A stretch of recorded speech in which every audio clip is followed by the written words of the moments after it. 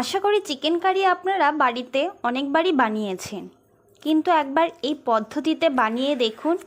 এর স্বাদ সম্পূর্ণ আলাদা হয় এবং খেতেও অসাধারণ হয়।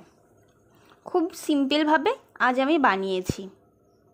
বাই দ্য ওয়ে, আপনারা দেখছেন ডাকঘর রান্নাঘর, আর সঙ্গে আছি আমি প্রিয়াঙ্কা। চিকেন কারির জন্য আমি এখানে নিয়েছি 1 কেজি চিকেন, আর নিয়েছি 4টে আলু। আমি এইভাবে কেটে নিয়েছি আলুগুলো। চিকেন কারির জন্য আলুর সাইজটা একটু বড়ই করতে হবে।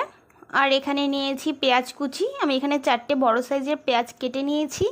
আর নিয়েছি একটা টমেটো কুচি, আর নিয়েছি আদা আর রসুন বাটা। আমি একটা কড়াই গরম করে নিয়েছি। কড়াই গরম করে তাতে আমি 2 কাপ মতন সর্ষের তেল দিয়ে দিচ্ছি। তেলটা গরম হয়ে গেলে এর ভিতরে আমি এক এক করে আলুগুলো দিয়ে দেব। এই আলুগুলো হালকা একটু ফ্রাই করে নিতে হবে। আর ফ্রাই করার সময় অবশ্যই আপনারা নুন আর হলুদ দিতে ভুলবেন না। নুন আর হলুদ দিলে এই আলুটার কালারটাও খুব সুন্দর হবে। আর নুনটা দিলে আলুর ভিতরে নুনটাও বেশ ভালোভাবে ঢুকে যাবে, আর আলুটাও বেশ ভালো সিদ্ধ হয়ে যাবে তাড়াতাড়ি করে। এতে আলুটা খেতেও বেশ ভালো হবে।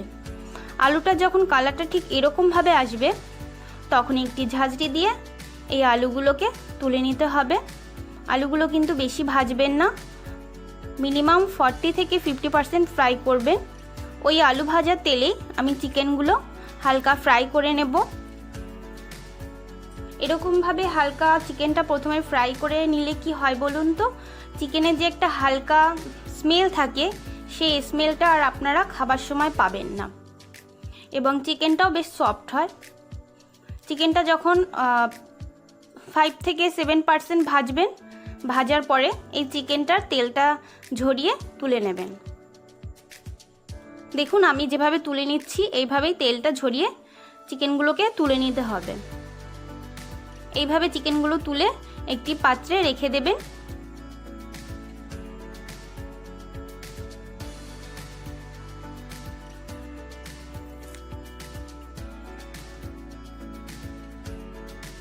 দেখুন চিকেন থেকে কতটা তেল বেরিয়ে গেছে। এখন আমি এই তেলের ভিতরেই দিয়ে দেব গোটা গরম মশলা। এখানে আমি গরম মশলা দিচ্ছি 4 টুকরো দারচিনি, গোটা জিরে, আর 4টে এলাচ, আর একটা শুকনো লঙ্কা। এলাচগুলো অবশ্যই ফাটিয়ে দেবেন। এখন এইগুলো যতক্ষণ ভাজবেন, যতক্ষণ এর থেকে সুন্দর একটি স্মেল বেরোচ্ছে আর এটা লালচে লালচে না হচ্ছে, ঠিক ততক্ষণই ফ্রাই করবেন। তারপরে এর ভিতরে দিয়ে দিতে হবে কুচিয়ে রাখা পেঁয়াজ। এই পেঁয়াজটা প্রথমে 6 থেকে 7 মিনিট এটাকে ফ্রাই করতে হবে।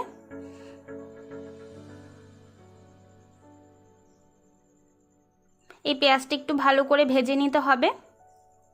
চলুন ততক্ষণে চিকেনগুলো ম্যারিনেট করে নেওয়া যাক। এখানে চিকেনটা ম্যারিনেট করে রাখার জন্য আমি প্রথমেই দিচ্ছি 1 টিস্পুন হলুদ, আর অবশ্যই কালারের জন্য দিচ্ছি 1 টিস্পুন কাশ্মীরি লঙ্কার গুঁড়ো, আর দিচ্ছি 1 টিস্পুন জিরের গুঁড়ো, আর দিচ্ছি 1 টিস্পুন ধনের গুঁড়ো, আর দিচ্ছি অবশ্যই স্বাদের জন্য 1 টিস্পুন নুন, আর আমি দিচ্ছি ফেটিয়ে রাখা 3 থেকে 4 চামচ টক দই। এখন এই সমস্ত উপকরণগুলোকে ভালো করে চিকেনের সাথে মাখিয়ে নিতে হবে। এই চিকেনটা ভালো করে মাখানো হয়ে গেলে 10 থেকে 15 মিনিটের জন্য রুম টেম্পারেচারেই রেখে দিতে হবে। তাহলে চিকেনটা বেশ সফট হবে আর এর টেস্টটাও বেশ ভালো হবে।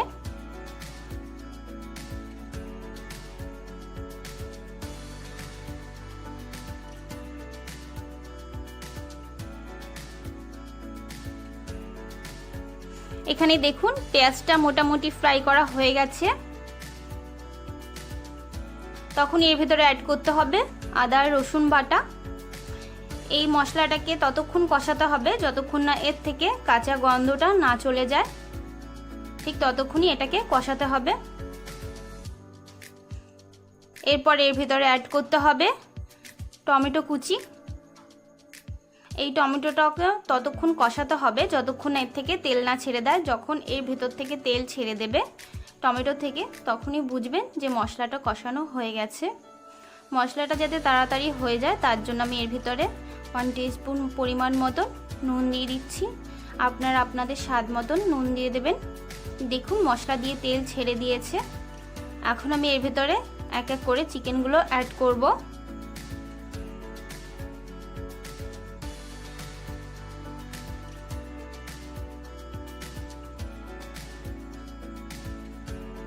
এখন এই চিকেনটাকে আবার আমি ভালো করে নাড়িয়ে চাড়িয়ে নেব। এই চিকেনটা একটু ধৈর্য ধরে কষাতে হবে। মাংস যত কষাবেন এর স্বাদও ঠিক ততই ভালো হবে।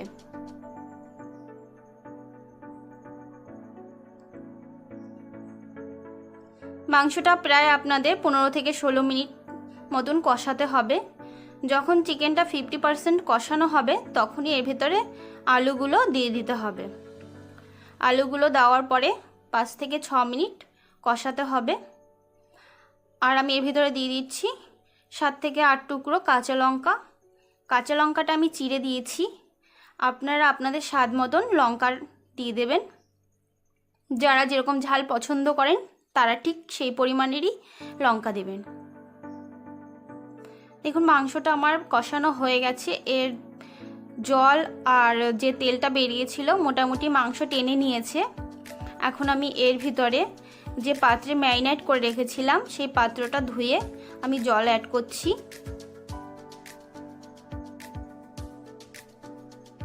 আবারও একবার নাড়িয়ে নিতে হবে। এরপর এটাকে হাই ফ্লেমে 10 থেকে 15 মিনিট রেখে দিতে হবে।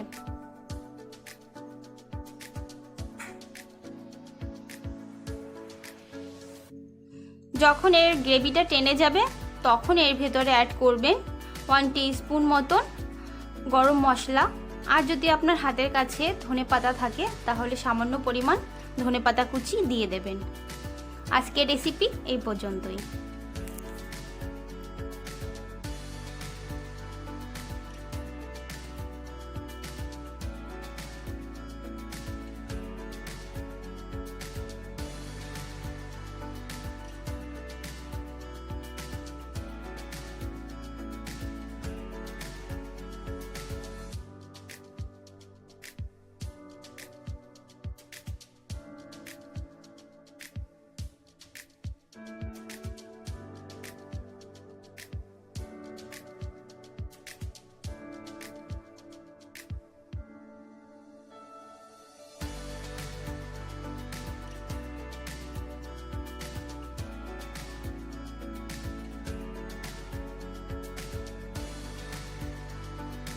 আজকের রেসিপি এই পর্যন্তই। ভিডিওটি ভালো লাগলে লাইক, কমেন্ট আর শেয়ার করবেন। আর আমার চ্যানেলে নতুন হলে অবশ্যই সাবস্ক্রাইব করবেন। আবার দেখা হচ্ছে পরবর্তী একটি রেসিপি নিয়ে। ততক্ষণ ভালো থাকবেন, সুস্থ থাকবেন। জয় হিন্দ, বন্দে মাতরম।